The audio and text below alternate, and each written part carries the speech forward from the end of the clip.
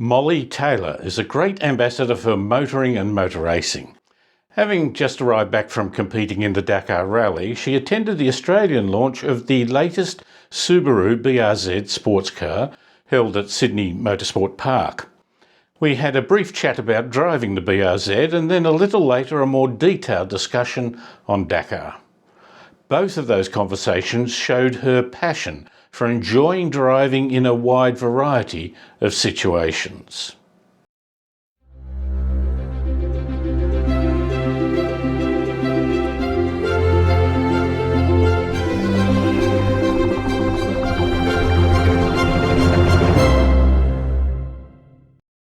The latest BRZ has much improved suspension and general driver dynamics. Subaru was bold enough to let us drive around the race circuit in the previous model and then to compare it to their latest edition.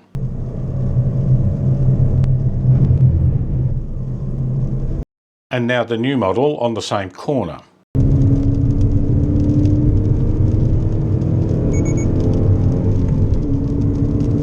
The difference was pronounced.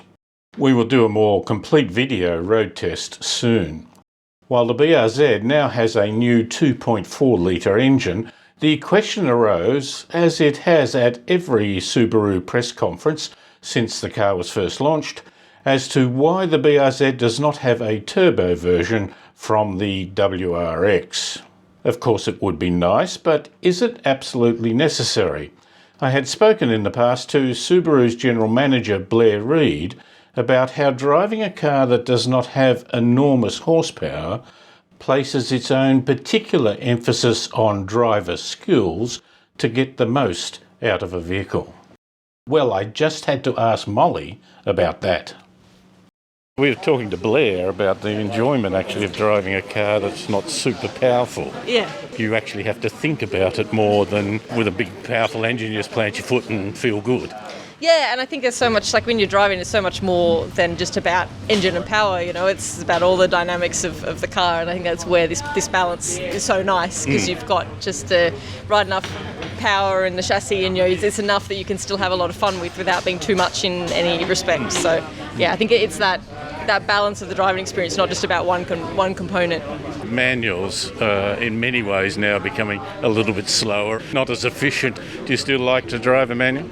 Yeah, for sure. Yeah, it's fun to drive, and it's as you say, it's about the driving experience. I mean, I think it's still like autos definitely have their place, and as you say, the technology of the automatic transmissions now, you don't feel like you're lacking performance or anything like that if you have an auto, but there's also something pleasurable about hill and towing and all that stuff. It's just fun, you know.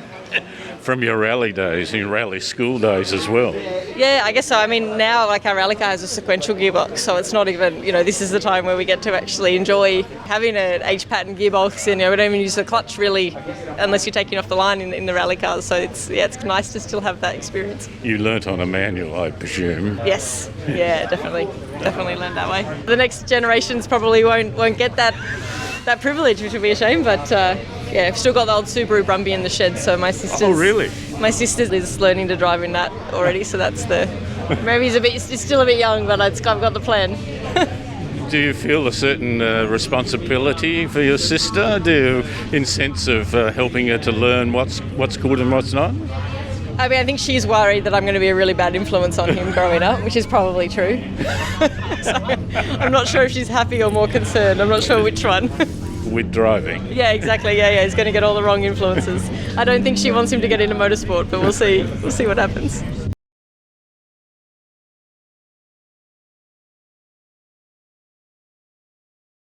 Day and a half ago, you arrived at midnight back in Sydney from the Dakar. Were you tired?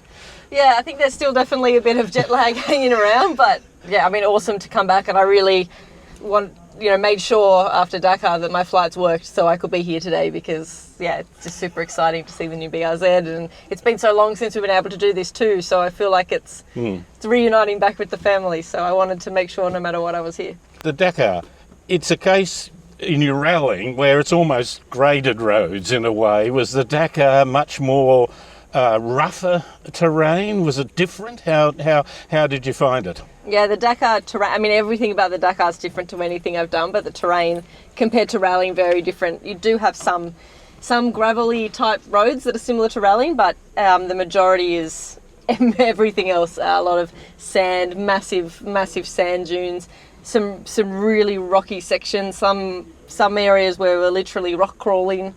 So you see every type of terrain possible in the Dakar. So it wasn't as pacey of a normal rally, it was much more in endurance over tough terrain? Yeah, certainly much more of an endurance event, but the pace is still really high in the top competitive bunch in the categories. The pace is still very high, but I guess it's more of it depends on the scenario. So there's places where you're trying to look after the car, and in really rough, rocky sections, you're not pushing as hard as you would on a rally, but then in other sections where you can read the road a bit more, then you'll be pushing just as hard. So I think it's a bit more it's more strategic. You're more balancing all the different types of risks and conditions and where you can push, where you've got to watch the car and find. I think the tricky thing is finding that balance, because if you take it easy everywhere, you'll be slow. If you go maximum attack everywhere, you're not going to get the car to the end. So it's the skill is trying to find that perfect optimum. Adapting. You've got to be very adapting to specific situations. Yeah, you're adapting to every condition. Every condition, trying to work out where to go. You're trying to read the road and the terrain all the time, and try and read the sand dunes and read the lay of the land to try and predict what you're going to find, because it's all blind as well. Mm. What was the car you were in? So for the Dakar, we were driving a Can-Am side-by-side vehicle. Right, side-by-side, what does that mean? So they're basically like a sports utility vehicle. So originally designed for farmers, and then I think worked out just how versatile and how cool they are, and we make some modifications from the sporting side. But yes, it's basically like a sports buggy type of thing. So open sides and open wheels and that sort of stuff. But they're super fun and super capable. Sorry, I just interrupt. We're about to have some lunch.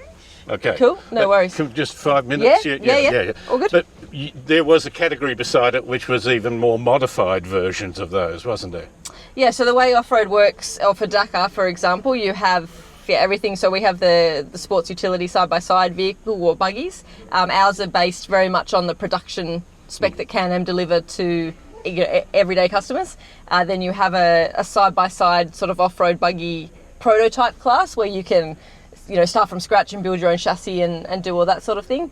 And then you have the cars, based more on production models and then modifying them. And then you also have trucks as well that people drive in Dakar, which is insane. So yeah, you have a huge broad spectrum of cars. You don't aspire to the trucks? Oh man, I would love to go for a run in the trucks just to see what it's like, but oh man, they are, that's different. Impressive. It's unreal, yeah. One has visions of sand and what have you. Were you like a Bedouin? Did you have to sleep in a tent? We had motorhomes, so we were very spoiled. A lot of people, use tents, but you're basically going from makeshift service park to makeshift service park every night, changing locations pretty much. So you're very much on the road, for the 2 weeks. You were with a big team, weren't you? Yeah, so I was with the Can-Am South Racing team. So they run sort of within the broader team. We were part of the Can-Am factory team, but within their broader team, they had about 20 cars in Dakar, so a massive crew. The expense of that must have been enormous. What's it cost to enter? It's tens of thousands to enter Dakar. So when you multiply that out, it's not a cheap exercise at all. But it's such a big event, and there's so much that goes into it that it really is it's a huge undertaking. And there's a lot of people that do it at the factory level and the professional level, and then there's also a lot of people that that's the bucket list, and that's the one thing you want to achieve in your lifetime. So it's always been a bucket list thing for me. So it's not a small undertaking to put it together. How did your emotions and your physically feel over the period of the time? Did it ebb and flow? Did it develop? Did it get tiring? Yeah, I think in Dakar you experience every every emotion. You ride, every roller coaster over the 2 weeks. You've got the excitement, the atmosphere, the bars, being out in the middle of the desert, and everything that comes along with that. And then you've got, just sitting in a car for 12 hours a day every day for 2 weeks, and how draining that can be. And when things don't go wrong and you're repairing the car on the side of the road, and one day we did 200 kilometres in the dunes in the dark, and just all these kind of epic experiences, and all the highs and all the lows and everything wrapped into this really intense 2 weeks. So it's an incredible adventure, and it's equally enjoyable and tough. Do you feel scared at any time? I definitely felt nervous all the time. I mean, for me, being in some of the sand dune environments is very new for me. So it's definitely, when you're climbing up sand dunes that are, as tall as mountains, you definitely get that sort of heart in your mouth moment a few times. But I think it's just a case like anything new, and then once you start to learn and adapt and what to expect, you can become more comfortable. When you went to England and rallying, you hopped into a car you didn't know. It was driving on the other side of the road, and I think you won it, didn't you? It did very well. This was, again, something you had to adapt to very quickly? Yeah, it's something, again, different that you have to adapt to and learn quickly, and throw yourself in the deep end and outside your comfort zone and all of that. So I think that's what I enjoy doing, and particularly this year, being able to do so many different types of motorsport. And then just, in rallying in general, you're always trying to push that boundary and try something new, and the amount you learn and grow from those experiences, as daunting as it is, you know it's worth it at the end of the day. Do you feel lonely out there? Was it? I mean, when you're in the middle of the desert and you're lost, you feel very lonely for a second. You feel like there's no one coming to get you. But we had an incredible team, and you do have moments where it is very tough. But I think the fact you're surrounded by all these people that are going through the same emotions you are, it's like you're this very close bond between everyone, because you're out there just grafting together.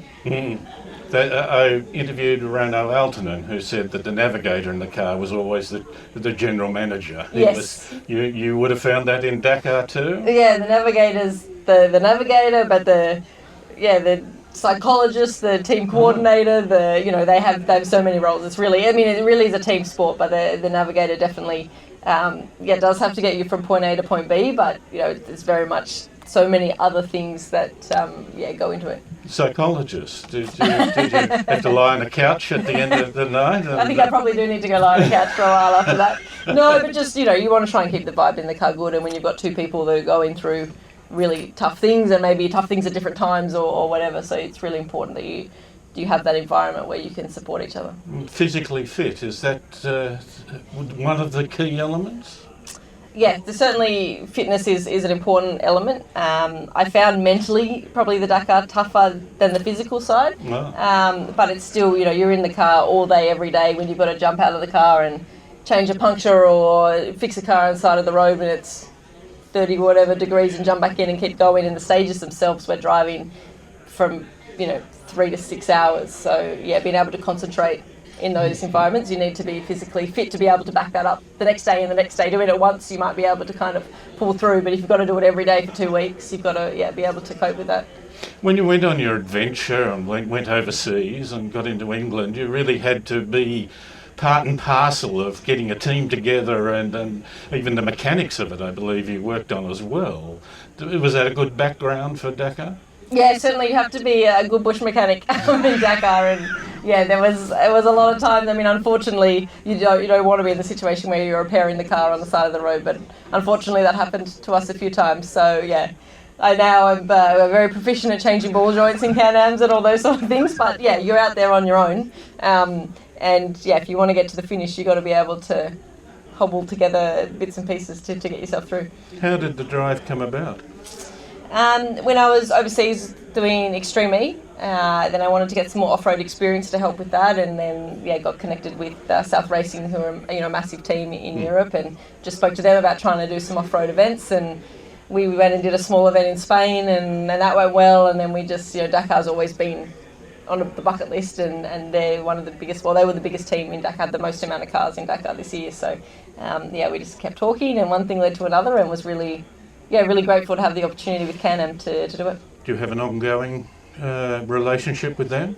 Yeah, certainly the plan is to keep doing more events with them. We're trying to I guess, nut out what that looks like exactly. But yeah, certainly, the intention is to keep building on what we've started. Yeah. Did you have to do a lot of publicity stuff while you're there? Yeah, there was a fair bit of media stuff. I think it goes with the territory, and we've got some cool content that's actually coming out soon, so that'll be exciting. Okay. And where did you finish?